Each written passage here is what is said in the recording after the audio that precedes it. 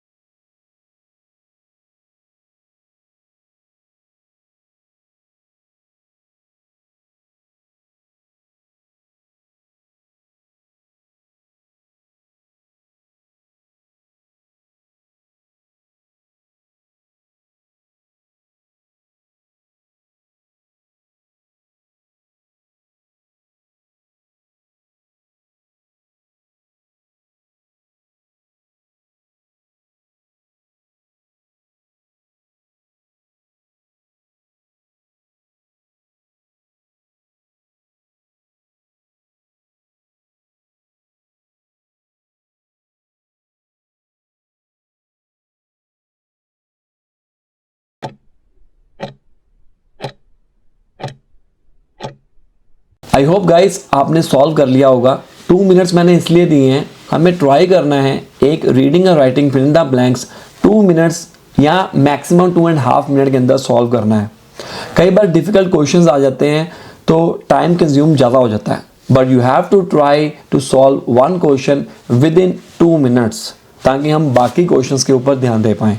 और अगर 2 मिनट्स का हमारा टारगेट होगा तो बाय चांस किसी क्वेश्चन के ऊपर हमारे को ज़्यादा टाइम भी स्पेंड करना पड़े तो वो मैनेज हो जाएगा। तो गाइज आपने कमेंट कर दिए, अब बारी है आपको ये चेक करने की कि आपके कितने सही हुए हैं। कमेंट जरूर कर देना कि कितने मेरे सही हुए हैं। राइट, पहले तो आपने आंसर कमेंट कर दिए थे, ओके, नहीं किए हैं तो जल्दी कर लो। फिर उसके बाद में बताना कि कितने आपके सही हुए हैं, आउट ऑफ 5 आपके कितने मार्क्स आए हैं। तो हमें करना क्या है, रूल फॉलो करना है। जैसे कि मैंने अपनी प्रीवियस वीडियो में बताया है, हमें यह समझने की ज़रूरत है कि क्वेश्चन पॉजिटिव है, नेगेटिव है या पॉजिटिव नेगेटिव दोनों है। अगर तो क्वेश्चन पॉजिटिव है तो वर्ड्स भी पॉजिटिव आएंगे, नेगेटिव है तो नेगेटिव आएंगे, अगर मिक्स है तो अकॉर्डिंग टू सिचुएशन चेक होगा। ये रूल नंबर 1 आ गया। ये सारे रूल्स आपको फटाफट अप्लाई करने हैं। ये कैसे पॉसिबल है, जब आपने घर में प्रैक्टिस की होगी। एकदम से रियल एग्जाम में चले जाओगे देने के लिए एग्जाम, फिर नहीं कुछ होगा। राइट, तो अभी सेकंड रूल क्या बनाना है, ब्लैंक के आगे क्या सिचुएशन है। ब्लैंक के आगे जो कोई वर्ड है ना, वो हमारे को 90% बता देगा कि इसका आंसर क्या आएगा। जैसे इस ब्लैंक के आगे इज आ गया, टू आ गया, इनोवेशन डैश आ गया, टू आ गया, ए आ गया। अब इसके पीछे या तो थर्ड फॉर्म लगती है या फर्स्ट फॉर्म प्लस आईएनजी लगता है। इसके पीछे फर्स्ट फॉर्म लगती है, टू के पीछे फर्स्ट फॉर्म लगेगी, ए के पीछे एक सिंगुलर चीज आएगी। वो डिपेंड करता है सिचुएशन के ऊपर क्या आता है।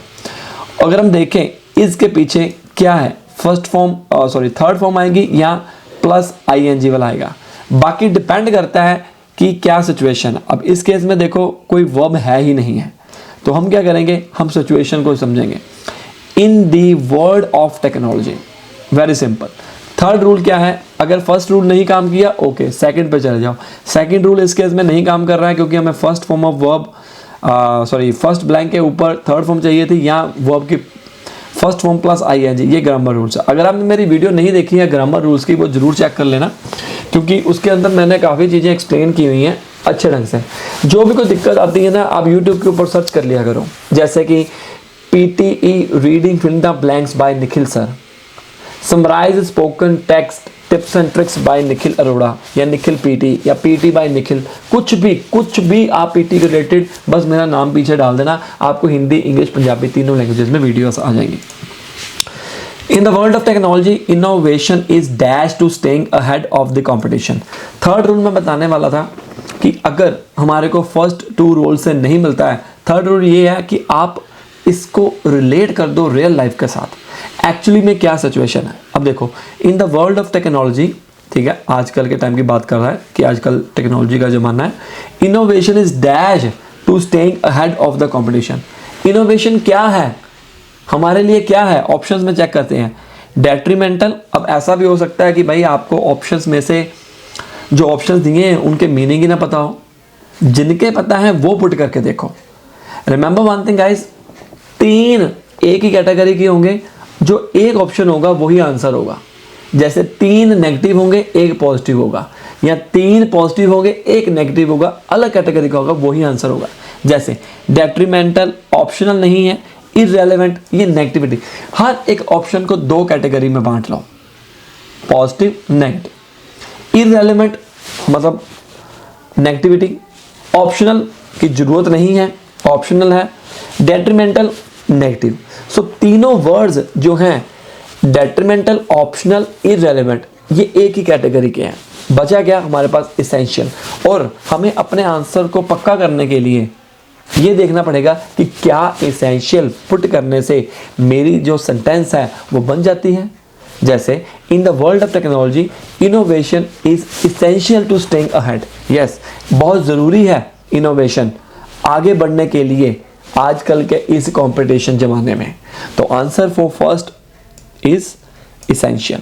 आई होप आप लोगों ने एसेंशियल ही लगाया होगा। नेक्स्ट करते हैं, companies invest heavily in research. जो कंपनीज हैं वो इन्वेस्ट कर रही हैं रिसर्च के अंदर and development, okay, to dash the latest advancements. अब कंपनी क्या कर रही है, रिसर्च कर रही है डेवलप करने के लिए क्या लेटेस्ट एडवांसमेंट्स को हम कर सकें। इग्नोर करने के लिए नहीं, डिले करने के लिए नहीं, create and resist, answer will be create. Create करने के लिए इन्वेस्ट कर रही हैं। फिर वही बात आ गई, ये अलग कैटेगरी के हैं, यही सिर्फ जो है वो अलग कैटेगरी का है। हाउएवर, अब हाउएवर का इस्तेमाल कब करते हैं, जब जो पहली बात हो उसके ऑपोजिट बात करनी हो। However, on the other hand, बहुत सारे कनेक्टर्स हैं, ठीक है। On the flip side, these are all connectors we can use when we want to talk about opposite from the first sentence। अब इसके आगे क्या है, ये पॉजिटिव बात है, इसके उलट बात होने वाली है। However, not every innovation dash success। कहता जरूरी नहीं है कि हर एक इनोवेशन सक्सेस हो। अब सक्सेस क्या हो, गारंटीज, प्रिडिक्टिव, सजेस्ट, हिंडर्स। अब हिंडर्स का मुझे नहीं पता है, सजेस्ट ना, प्रिडिक्ट्स ना। अब यहाँ पर एवरी इनोवेशन, यहाँ पर एक सिंगल इनोवेशन की बात की गई है, मतलब सिंगुलर की बात की गई है। ऐसे ही ES वाली वर्ब आएगी जो पीछे एंड होती हो। कई बार ऐसा भी हो सकता है, जैसे इसके पीछे देखो ऐसे या ES सभी के पीछे है। मान लो एक ऐसा वर्ड आ गया जिसके पीछे ऐसे बाकी सभी थर्ड फॉर्म में आ गई, तो आपको डायरेक्ट आंसर क्या मिलेगा, ऐसे या ES वाला जो हो। तो वो कहता है कि हाउएवर, ये जरूरी नहीं है, not every information innovation guarantee success, कि 100% की गारंटी नहीं है कि भाई कि 100% आपको मिलेगा ही मिलेगा इसके लिए success. Some ideas fail to dash with consumers, some ideas clash, compete, struggle. अब देखो, और रेसोनेट नहीं आता, आगे बढ़ जाएंगे, हम टाइम नहीं वेस्ट करेंगे। डिस्पाइट द रिस्क हैं, फिर भी the pursuit of innovation remains a dash force driving the industry forward. अब क्या है, अब इसमें से ये देखते हैं, कहते हैं रिस्क तो हैं, भले ही रिस्क है। The pursuit of innovation remains a dash, वो अभी भी क्या है, force driving the industry forward, कि वो एक ऐसी पावर है जो कि फोर्स कर रही है इंडस्ट्री को आगे लेके जाने के लिए। डिमिनिशिंग नेगेटिव वर्ड है। Fading no. Powerful dash trivial मुझे नहीं पता, तो आंसर विल बी पावरफुल, क्योंकि अगर मान लो ऐसा भी हो सकता है मैं पावरफुल और ट्रिवियल में कंफ्यूजन क्रिएट करके बैठ गया, मुझे नहीं पता लग रहा, तो आप पुट करिए despite the risk the pursuit of innovation remains a powerful force driving the industry forward. ये मुझे सुनने में अच्छा लगा है। हमें फोर्थ नहीं मिला है, आपको एक काम दूंगा, आप फोर्थ वाला नीचे जो बताया हुआ है वो आप देखिए और बताइए मुझे क्या है। अब देखिए, some ideas fail to struggle ना, compete ना, अगर ये गारंटीज वो हाउएवर की बात कर रहा है, ठीक है ना। क्लैश ना, आंसर क्या आएगा रेजोनेट। मुझे हालांकि इसका मतलब नहीं पता है, बट ये तीन जो हैं क्लैश, compete और स्ट्रगल, जो कि इसमें बनती ही नहीं है बात। However, not every innovation guarantees success. Some ideas fail to resonate with consumers. Some ideas fail to clash. Clash होता है एकदम से बराबर कर देना, clash हो गया जी, है ना। compete, competition करना, वो तो अगर फेल हो गया तो competition कैसे होगा। struggle अगर फेल ही होगा, struggle भी नहीं होगा। तो हालांकि मुझे resonate का मीनिंग नहीं पता है, मैं उस तरह से सॉल्व कर रहा हूँ जैसे कि आप लोगों को परेशानी आती है। तो इस तरीके के साथ आप अपना क्वेश्चन को सॉल्व करिए। अगर वीडियो अच्छी लगी है लाइक करो, शेयर करो, सब्सक्राइब करो। मिलते हैं अगली वीडियो में। और अगर आपको कोचिंग चाहिए, हमारे सामने दिए गए नंबर के ऊपर कॉल कर सकते हैं, व्हाट्सअप कर सकते हैं। We are providing online sessions over the world in 3 different languages, Hindi, English and Punjabi. And the best part is you can choose your own timings. Everyone is busy, I know that. आप अपना time choose कर सकते हो। हम 14 hours in a day classes देते हैं over the world. आप WhatsApp के ऊपर हमारे को कांटेक्ट कर सकते हो। All the best.